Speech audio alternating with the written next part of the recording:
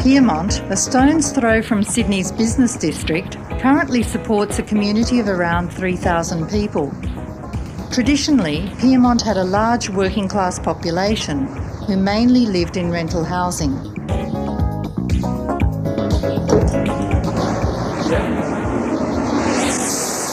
It was a place dominated by industry: the sugar refinery, the power station, the wharves, the shunting yards.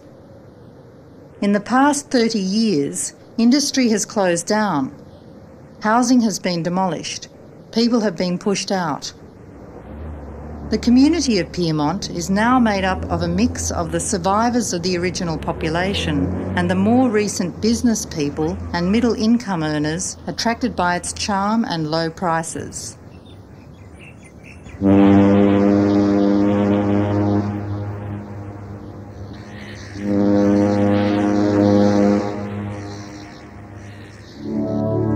It's quite pleasant actually, although they're all old buildings. But I just like the whole atmosphere down by the water. It's so different from the rest of the city. By the same instance, you can go jogging, you just got to turn around and look, and you get the whole facade of the city, which is a modern bit of, Australia and Sydney. And then you turn around and look behind you.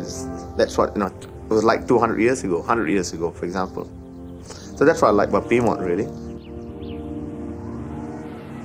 It is one of Sydney's first docklands areas and is on the periphery of the major entertainment and tourist complex of Darling Harbour.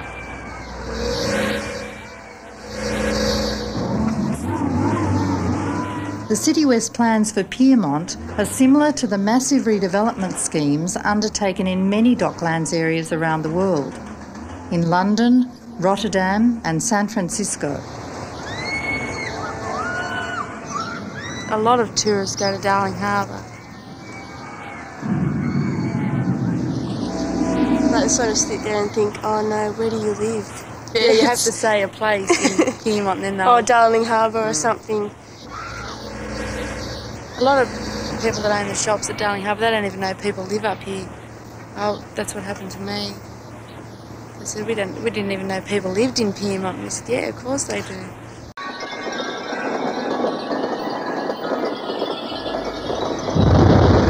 I bid you all a warm welcome to the launch of what is one of the most important urban redevelopment programs ever undertaken in New South Wales. That is the launch of the City West REP. City West demonstrates the bewildering array of bodies involved in contemporary urban planning. The federal government is involved through its Building Better Cities program. It is the New South Wales Minister for Planning who has final decision-making powers. The government strategies for rezoning involve the establishment of the City West Development Corporation. The business sector carries out the major redevelopment of the plan. Local government, which in Piedmont's case is the Sydney City Council, is also involved, though with strictly limited powers. As to what the City West Development Corporation is and what it is not. In addition, a critical role is played by two state government entities, the City West Development Corporation and the Property Services Group. Everybody getting a go. We're working with the community because we want to involve them in what is going to be a major transformation of the Piedmont area from currently underutilised government land to a vibrant mixed living, working and recreational environment. 20 years ago, conflict was the norm between inner city communities on the one hand and government and developers on the other. However, government strategies have changed in the 1990s. Conflict is out, consultation is in. We've held a number of smaller and larger meetings to first introduce ourselves to the community so that they can effectively let us know that they exist, and then to hold the smaller meetings so that we can actually work more closely with them and get some very genuine feedback from them.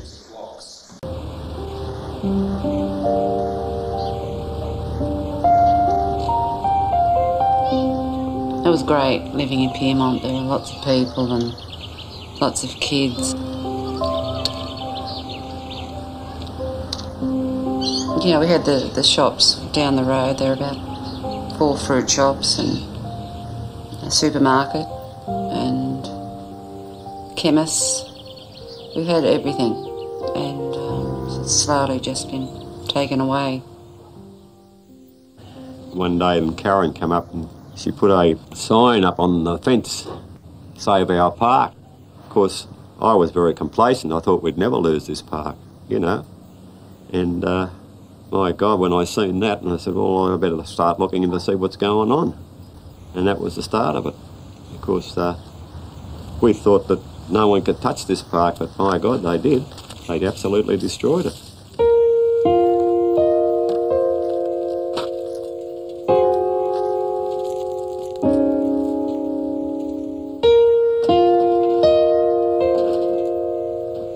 It's just a sense of loss. It's like we're being robbed of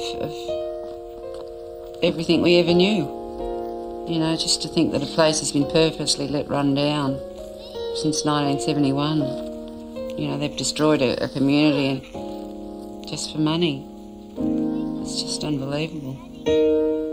Because nobody wanted to live here once, and now they don't want us here.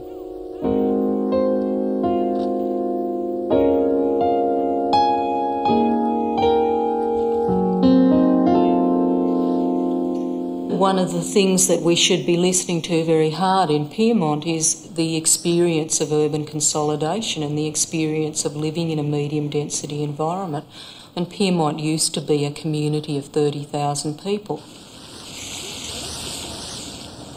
And we're in a situation now where we're trying to recreate urban consolidation. I mean, that's a lot of what planning is all about. And I feel that we've been very dismissive of the inner city communities that are experts on that way of living in cities. I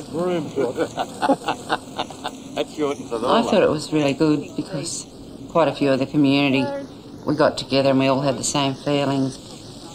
It was really encouraging to sort of meet up with these different people that we didn't really know, and to think that we weren't the only ones that felt, you know, about Pyrmont the way we did.